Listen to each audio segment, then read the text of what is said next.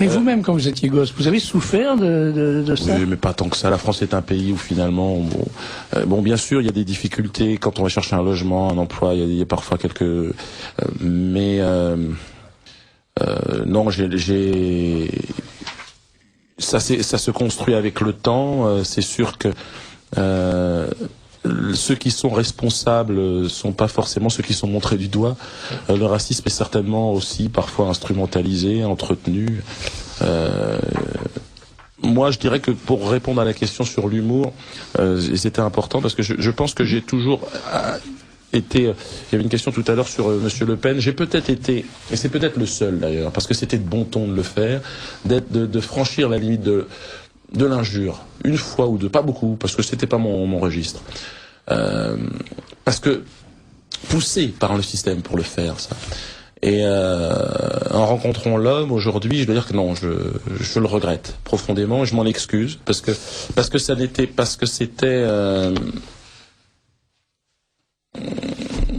c'était une autre époque. Voilà.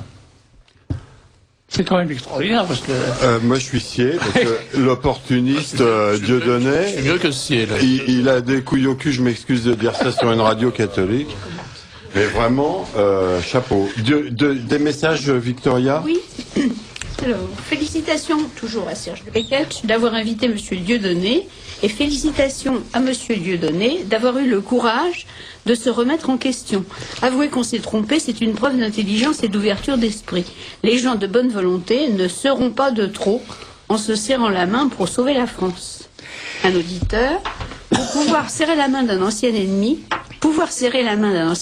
c'est le privilège des hommes d'honneur. Eh ben voilà.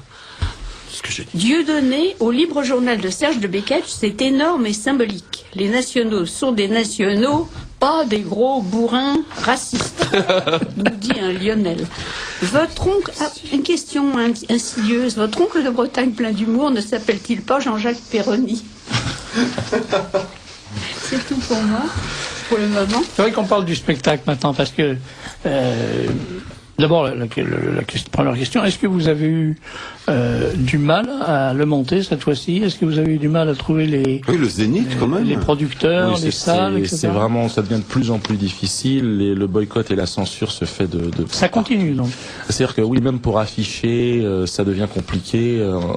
Non, on vit une période difficile, mais bon, on se bat et voilà, on espère que les choses vont s'arranger et elles s'arrangent.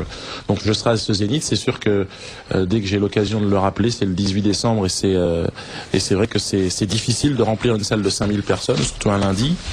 Mais je pense que nous allons y parvenir. On va rire ensemble pendant 1h30 et je pense que autant on peut être diabolisé, autant lorsqu'on se retrouve dans une salle comme ça autour d'un postulat qui est le rire, ça rend les choses et la rencontre assez magique. Alors ce spectacle s'appelle naturellement le Goffman qui est Dépôt de bilan. Dépôt de bilan, voilà. Il part sur quel c'est-à-dire que j'ai été poussé effectivement dans une telle situation où je me suis interrogé sur le bilan de toute cette et j'ai pris ce sujet, ce thème qui est un sujet intéressant. C'est une situation de comédie étonnante, le dépôt de bilan. Puis alors le bilan, je l'ai vraiment au sens très très large du terme, puisque il y a un sketch qui résume bien à lui seul. C'est à un moment donné un sketch sur le dépôt de bilan de certaines espèces animales. C'est-à-dire que c'est des espèces animales qui vont qui rencontrent l'humanité et un bureau avec une personne qui répond aux questions et qui reçoit un rhinocéros et qui lui explique que bon, vous êtes là depuis 1 million d'années, c'est le jeu de l'évolution, vous partez, c'est terminé. Vous pouvez plus rester. Et alors, le rhinocéros se défend, il dit mais j'ai des enfants, il dit bah oui, mais qu'est-ce que vous avez fait en 1 million d'années? Vous avez mangé des feuilles, vous êtes roulé dans la terre avec une corne au bout du nez. Est-ce que vous croyez que c'est sérieux? Et au travers de ce postulat, on s'amuse vraiment pendant 1 heure. Alors, et puis plus largement, je parle des grandes inspirations même les plus grandes entreprises de l'humanité qui finalement souvent se finissent tragiquement. Je parle même de la fin de la vie de Jésus. comment une inspiration comme celle-là a pu terminer dans autant de violence et autant de dans les plus belles choses peuvent finir parfois. Mais je pense pour moi, j'ai grandi dans cette tradition, mais pour toutes les religions, je pense que c'est exactement comment se fait-il qu'à la fin, ça se termine comme ça, les plus belles choses, quoi. Est-ce que vous êtes un religieux? Est-ce que vous êtes croyant? Ou est-ce que vous croyez en quelque chose? Bon, j'ai grandi. Alors moi, j'ai une relation alors, une dimension artistique qui me pousse à avoir un maximum de libre pensée. C'est ce vers quoi je tends. Je traduis, moi, puisque j'ai grandi dans cette tradition chrétienne, le message du Christ comme un message de libération. Je pense qu'il ne se reconnaîtra pas forcément dans un cadre aujourd'hui aussi rigide que celui d'une religion et d'un dogme religieux. Bon, je le vis comme ça. Donc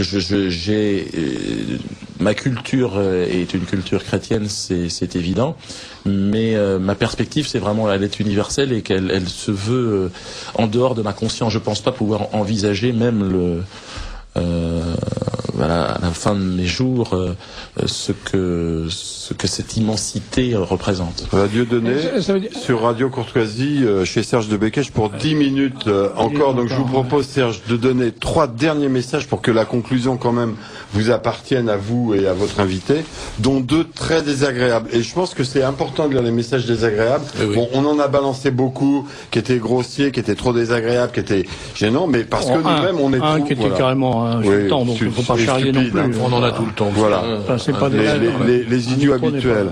Mais c'est important de lire ces messages désagréables et agressifs, parce que bon, nous-mêmes, avouons-le, on est émus, on est troublés.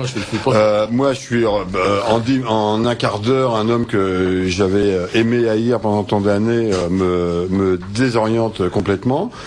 Même si je ne suis pas aussi extrémiste que cet auditeur. Bon, donc on termine avec les messages, avec ces 3 messages-là. On est bien d'accord, n'est-ce pas, Victoria? Et ensuite, c'est Serge et Dieudonné, son invité, qui conclut en 10 minutes. Cette émission me donne la nausée, où l'on flagorne un individu dont la haine ne vise pas que les juifs, mais tous les blancs, et qui sont plus blancs que les arabes, si je comprends bien, j'ai appris quelque chose ce soir, et qui s'applique à jeter de l'huile sur le feu dans les banlieues. Pauvre droite nationale qui, par haine des juifs, donne la parole à ceux qui s'appliquent à détruire notre France en s'alliant à l'islamisme.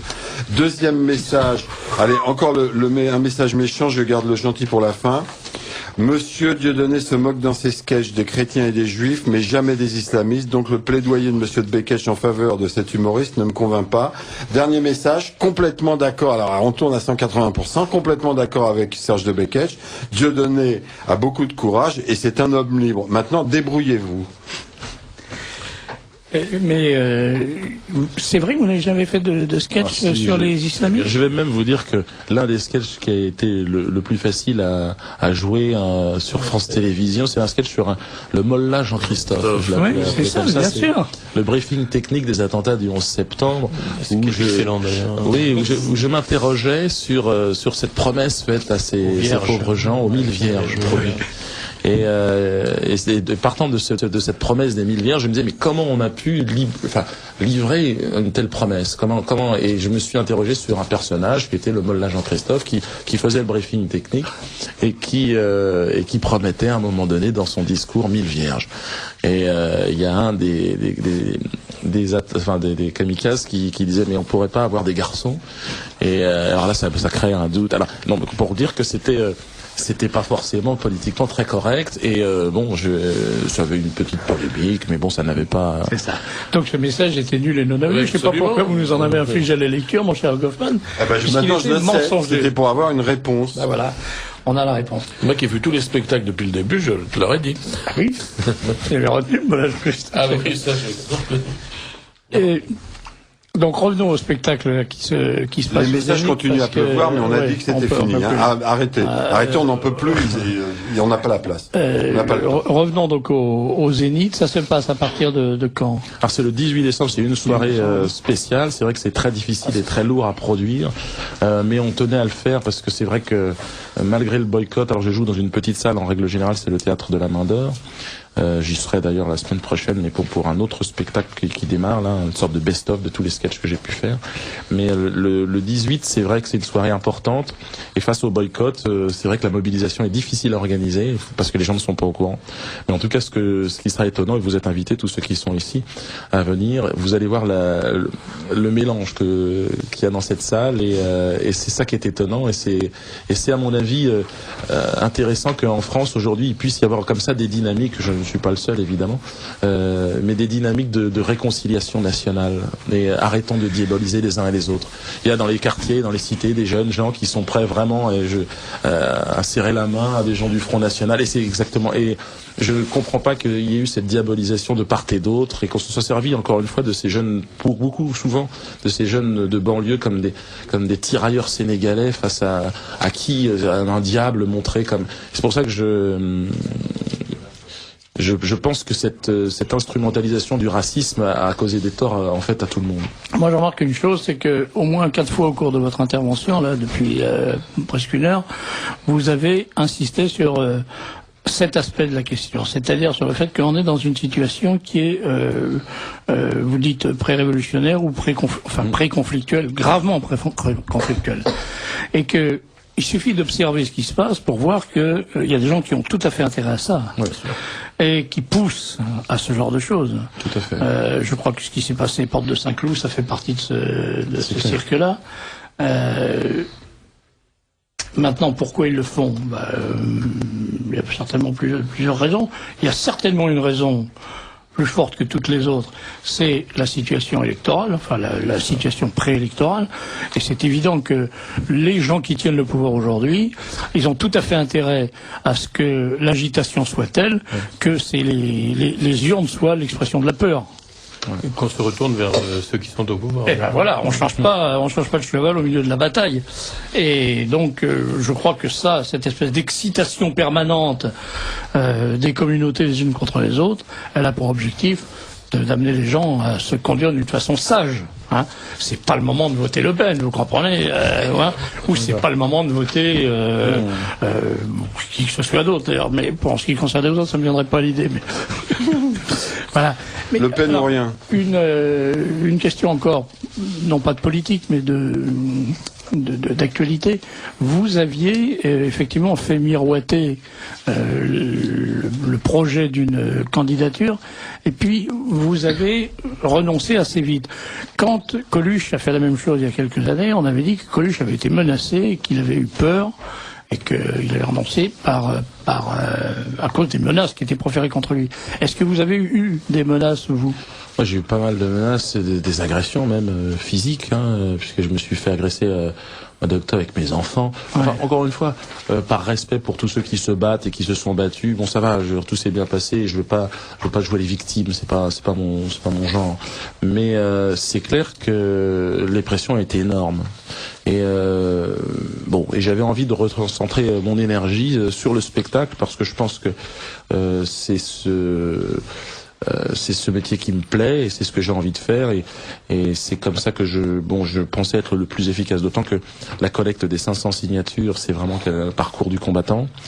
D'ailleurs, si nous allons vers une nouvelle constitution, c'est vrai que ce serait bien que sur ce point-là, ça puisse changer, que ce soit peut-être c'est un invraisemblable scandale. Ça n'a pas de sens. C'est le retour au suffrage censitaire planqué. Enfin, c'est une honte. Mais c'est le contraire du suffrage. C'est le contraire de ce qu'a voulu Debout. Et le contraire du suffrage individuel secret. Je veux dire, parce que on part du principe, si un maire dit oui, je signe pour Tartampion, naturellement tout le monde peut en inférer qu'il va voter Tartampion. Donc c'est les seuls Français dont on va connaître le vote sont les maires de France.